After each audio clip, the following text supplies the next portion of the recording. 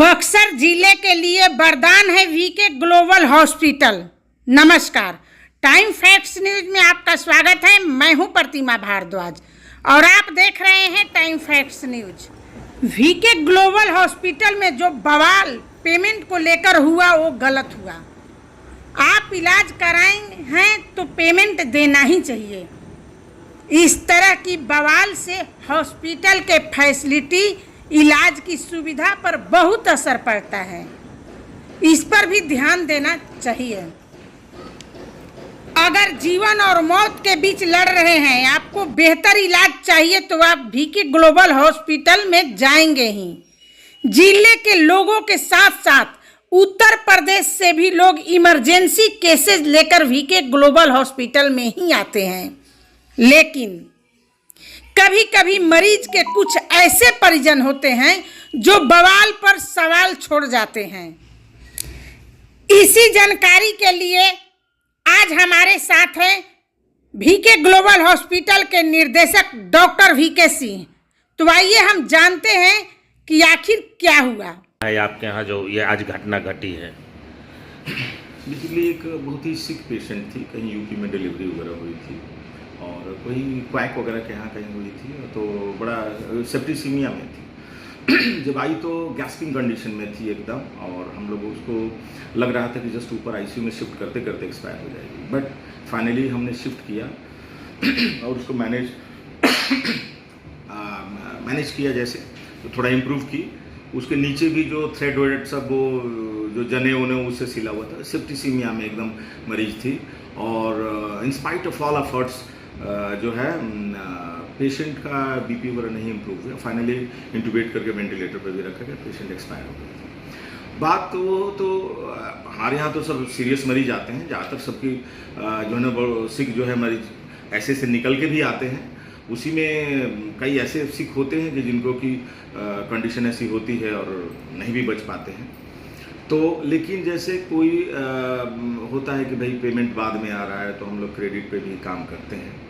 और जैसे ज़्यादा जब जैसे हो जाता है तो जनरली लोग पेमेंट दे के जाते हैं। लेकिन उसी में जैसे अभी इस पेशेंट में क्या हुआ कि पेमेंट हो गया, करीब 14,000 समथिंग 14,700 ड्यूज था।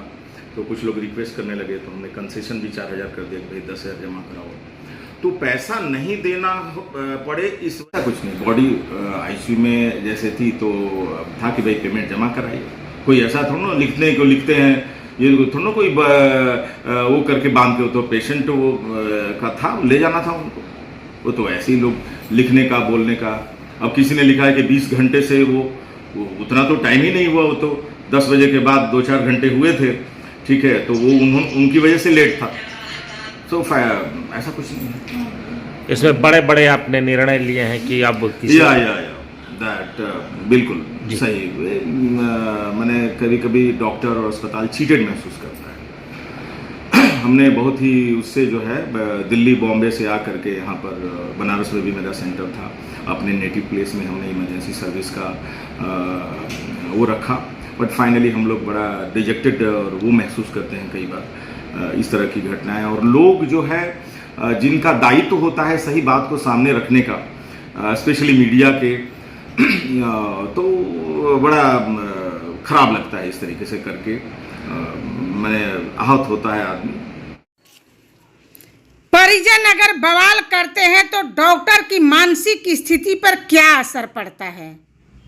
हॉस्पिटल में और इमरजेंसी मरीज इलाजरत रहते हैं, उनके इलाज में क्या बवाल बाधा नहीं बनता। इसी पर चर्चा करने के लिए आज डॉक्टर आशुतोष सिंह हैं, तो इनसे भी हम जानने की कोशिश करेंगे कि कितना मुश्किल होता है। डॉक्टर साहब, आप ये बताइए कि जैसे परिजन लोग पेमेंट न करने के लिए कभी कभी बवाल करते हैं, उस स्थिति में डॉक्टर की मानसिक स्थिति क्या हो जाती है। सबसे पहले मैं आपको आपके न्यूज़ चैनल के माध्यम से धन्यवाद, शुभकामना दे रहा हूं कि ज्वलंत चीज़ों को आपने महसूस किया कि इसका प्लेटफॉर्म क्या होना चाहिए और लोगों की बात कहां तक पहुंचनी चाहिए। आए दिन जो प्रैक्टिस का पैटर्न शहर में था वो सिर्फ ओपी डिवाइस था, जिसका नाम, उसकी क्लिनिक, उसका मरीज, उसका डे वाइज केयर में पेशेंट देखे जाते थे। अब चूँकि हर जगह का अपना एडवांसमेंट हुआ है, तो बक्सर का भी शहर का एडवांसमेंट हुआ है। 2-3 हॉस्पिटल हम लोग लेते हैं और उसके जो भी इंफ्रास्ट्रक्चर न सिर्फ बिल्डिंग वाइज बल्कि मशीन के लेवल से, डॉक्टर के कॉम्पिटेंसी के लेवल से और मैनेजमेंट के लेवल से हम लोग देखते हैं कि बेहतर सुविधा मरीज को उसके इलाज के क्रम में हम लोग दे सकें। बहुत सिक मरीज जो कि पहले 90 कुछ तो केसेस बक्सर में नहीं बचाए जा सकते, लेकिन 90% 80% केसों को अगर हम लोग बचा रहे हैं तो ये टीम वर्क का एफर्ट है और अस्पताल के अपने एक जो तरीका है इलाज करने का, उसके वजह से ये संभव हो पा रहा है। बहुत सारे जगहों में आए दिन आप देख रहे हैं कि परिजन और अस्पताल और या अस्पताल मैनेजमेंट और परिजन, दिक्कत क्या हो रही है कि जो मरीज़ एडमिट होने आते हैं उनके परिजन तो समझते हैं कि इसकी गंभीरता क्या है और वो उसका पेमेंट भी देते हैं और बहुत तरीके से वो चीज़ें होती हैं। होता क्या है कि जब कोई बोनाफाइड इंटेंशन से उस परिजन के साथ कोई वैसे लोग आ जाते हैं जो कि किसी बैस्ट व्यू से या कभी इस तरह की मंशा से कि कभी हो सकता है कि कोई वजह हो और वो चाहते हैं कि इनको इनकी सेवा को नेग्लिजेंसी के साथ हम लोग बताएं ताकि इनको बदनाम करने के लिए या इनकी कमियों को और गलत तरीके से समाज को बताने के लिए उनको मौका परस्ती की बात रहती है और मौका की तलाश करते हैं। उन क्रमों में कभी कभी ये कामयाब भी होते हैं, लेकिन इससे बुराई क्या है कि जो मरीज़ यहाँ इस शहर में ठीक किए जा रहे हैं वो मरीज़ अगर हम लोग न लें, उनका इलाज न करें तो वो पटना और बनारस जाते जाते वो मरीज़ मर जाएंगे, उनको कोई नहीं बचा सकता। जैसे अमूमन आज के दिनों में हार्ट अटैक के केसेस बढ़े कोविड के बाद। हार्ट अटैक के केसेस में आपको अगर एमआई है तो आप पटना बनारस जाते जाते तो नहीं हो सकता। तो आपको देखना होगा कि मेरे शहर में वो कौन से अस्पताल, कैसे अस्पताल, डॉक्टर कैसे और व्यवस्थाएं कैसी, तो आप विश्वास करके जा रहे हैं। हो सकता है कि वो मरीज़ न बचे। अगर सीवियर मैसिव एमआई है तो सडन डेथ होता है, मरते हैं लोग। बहुत सारे केसेस में हम लोग बचाते भी हैं, लेकिन अगर वो नहीं बचा हो तो प्रोग्नोसिस पुअर प्रोग्नोसिस है, डिफाइंड प्रोग्नोसिस है। डॉक्टर तो जानते ही हैं, परिजन को भी पता होता है कि नहीं बचेंगे। उस स्थिति में अस्पताल के जितने भी खर्चे हैं, दवा का, जांच का, जो ज़रूरी जांच या जो दवाइयाँ इमरजेंसी की या उनका जो आईपीडी में जो एडमिट होते हैं आईसीयू में, उनके जो मिनिमम खर्च आते हैं तो ये स्वपोषित होता है। ये सरकार ऐड नहीं देती इसको, इन अस्पतालों को जो हम लोग चला रहे हैं इसको सरकार ऐड नहीं देती, डॉक्टर की सैलरी नहीं देती, नर्सिंग स्टाफ की देती नहीं, रनिंग कॉस्ट नहीं देती। तो ये अस्पताल स्वपोषित होता है, अपने ही मैनेजमेंट से, अपने ही व्यवस्थाओं से इन चीज़ों को देखता है। अगर उसमें वो पैसे अस्पताल को नहीं मिले इतने मेहनत के बाद भी, तो समझिए कि कैसे वो अस्पताल इमरजेंसी लेगा या उसको बेहतर तरीके से ट्रीटमेंट दे पाने में सक्षम होगा। तो उस कड़ी में मैं आग्रह कर रहा हूँ अपने जनपद से, चूँकि मैं भी 20-22 साल से 22 साल मेरे प्रैक्टिस के हो गए और हॉस्पिटल के तो 5-7 साल हुए, उसके अलावा भी हर सोशल एक्टिविटी में। और मुझे लगता है कि जो मैं बात कह रहा हूँ, जो वो उसकी प्रैक्टिकल, उसके प्रायोगिकता और उसकी सत्यता भी समाज को समझने में कोई दिक्कत न हो। तो इस कड़ी में मैं आग्रह करूँगा वैसे लोगों के लिए कि कम से कम इमरजेंसी मरीज को कैसे ठीक किया जाता है और कैसे ठीक कराया जाता है, उस कड़ी में आप अस्पताल को पूरा सहयोग करें। जो उनके पेमेंट्स हैं वो जमा कराएं ताकि उनकी उन संसाधनों का भरपूर और तरीके से रखते हुए वो मरीज को ठीक करने में अपनी कुशल दक्षता के साथ अस्पताल प्रबंधन और अपनी कॉम्पिटेंसी को वो दे सकें। ये कहीं ऐसा नहीं है कि 2-2 घंटे 3-3 घंटे लोग बवाल मचाते हैं हॉस्पिटल में, तो हॉस्पिटल के अंदर बहुत सारे मरीज भर्ती भी रहते हैं, इलाज चलता है, तो एक तो मरीज भी डिस्टर्ब होते हैं और डॉक्टर जो देखने वाले हैं वो डिस्टर्ब होते हैं, तो कितना इससे क्षति होता है।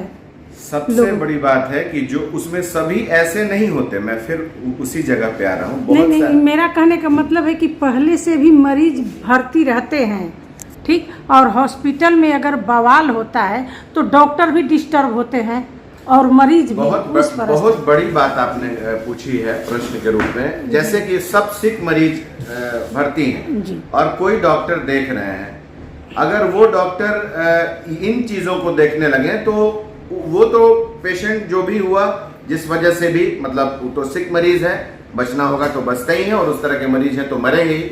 तो उसमें डॉक्टर पूरा प्रयास करता है अपने कॉम्पिटेंसी से, अपने फुल एफर्ट लगा के अपनी पूरी व्यवस्थाओं को निकालने के लिए कि मेरा भाई, उसका अपना एक नाम है, उसका अपना एक शोहरत है और अपना उसके पेशे की पवित्रता है, उसको करना है मरीज को ठीक। कोई डॉक्टर नहीं चाहता कम से कम अगर डॉक्टर, लेकिन इस तरह की बवाल से डॉक्टर डिस्टर्ब होते हैं, मनोबल गिरता है। और जैसा कि बक्सर में भी हमको लग रहा है कि लगातार इस तरह की चीजें अगर हो रही हैं और कराई जा रही है या कहीं न किन्हीं उद्देश्यों से ये कहीं ना कहीं हो रहा है, तो इससे जो सही मायने में जो गरीब निरीह या जो मजबूर पेशेंट हैं, जो कम पैसे में अच्छा इलाज जिले में ही ले रहे हैं या ले चुके होते हैं, वो अगर पटना ही बनारस जाएं तो यहाँ ऐसा नहीं कि लाइन ऑफ ट्रीटमेंट अलग हो जाएगा, लेकिन खर्चे बहुत बढ़ जाएंगे। तो वो वहाँ तो एफर्ट भी नहीं करेंगे और वहाँ इतनी बारीकियों से पूछ भी नहीं पाएंगे, क्योंकि यहाँ तो बहुत सरलीकरण है। एक तो आप अपने डॉक्टर से हमेशा पूछ सकते हैं, अपने मरीज को आप जाके देख सकते हैं, तमाम सुरक्षा के बावजूद भी आप अपने पेशेंट को देख सकते हैं कि मेरा मरीज जिंदा है कि मरा है। और ये बहुत क्रिटिकल टेक्निकलिटी है जिसको डॉक्टर समझ सकता है या उसका परिजन। इस तरह की बवाल होती है तो प्रशासन, जिले की प्रशासन कितना मदद आप लोगों को करती है, हॉस्पिटल को कितना मदद देती है? पहले भी 2-4 वाकया ऐसे हुए हैं, तो हम लोग पहले के जो पूर्ववर्ती हमारे डीएम रहे हैं या एसपी रहे हैं, तो पहले मैंने एक व्यवस्था कराया था कि हर अस्पताल को एक उस लोकल थाने का जो एसएचओ है, कम से कम दरोगा रैंक के, सब इंस्पेक्टर रैंक के लोग जाके देखेंगे और सुपरवाइज करेंगे, कोई दिक्कत तो नहीं। तो अभी हमको लग रहा है कि कुछ दिन ये चला, 5-6 महीने, लेकिन मैं फिर हम लोग मिलेंगे। एसपी साहब बड़े अच्छे आए हैं यहाँ शहर के, तो उनसे हम लोग कहेंगे कि जो इमरजेंसी सेक्टर के हॉस्पिटल्स हैं, जो इमरजेंसी ले रहे हैं, इनके यहाँ ऐसे होने के चांसेस हैं या जिस वजह से भी हो रहे हैं, तो उसमें उनको पूरी तरह से सुरक्षा दी जाए ताकि उनका मनोबल गिरे नहीं और मरीजों का विश्वास बना रहे और वो इलाज एकदम प्रॉपर तरीके से जो करने का तरीका है उसके अनुसार करें, निर्भीक होकर। तभी छोटे जगह में इमरजेंसी लिया जा सकता है और लेने के बाद मरीजों का जान बचाया जा सकता है, तभी ये संभव है।